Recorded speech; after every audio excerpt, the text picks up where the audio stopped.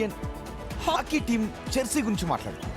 Yes, మన Indian hockey team Jersey colour ఇప్పుడు మార్పు చెందింది. ఇది ఇప్పుడు పెద్ద దుమారాన్ని కూడా రేపుతోంది.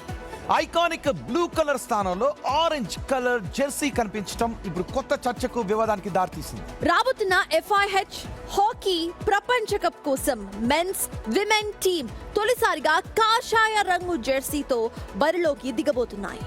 నెదర్లాండ్స్, బెల్జియంలో ఆగస్టు 15 నుంచి ఆగస్టు 30 తారీఖు వరకు జరిగే వరల్డ్ కప్ ను దృష్టిలో పెట్టుకుని హాకీ ఇండియా ఈ కొత్త జెర్సీని ఆవిష్కరించింది.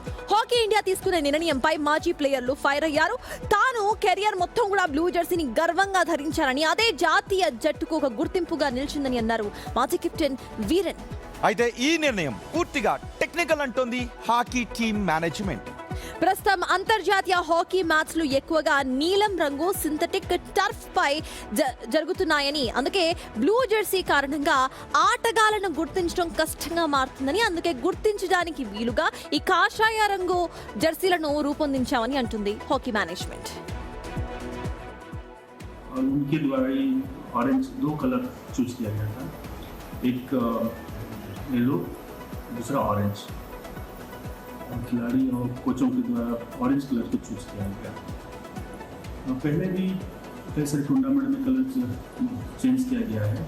2014 में येलो कलर से टीम खेली.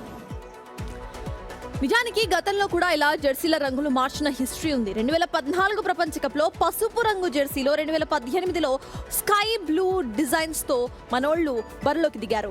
సో దీని వెనుక ఎటువంటి పొలిటికల్ రీజన్స్ లేవు, టెక్నికల్ రీజన్స్ ఉన్నాయని చెబుతున్నారు. బట్ బయట జరిగే రాద్ధాంతం మాత్రం ఇప్పుడు మామూలుగా కనిపించడం లేదు. ఈ జెర్సీ వివాదంపై కాంగ్రెస్ ఎంపీ ప్రియాంక గాంధీ తీవ్రంగా మండిపడ్డారు.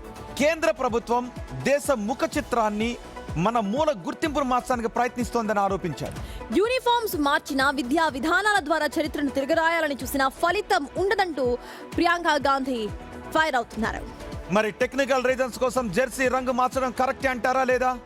ఇప్పుడు మీరు దాని గురించి కామెంట్స్ చేయండి.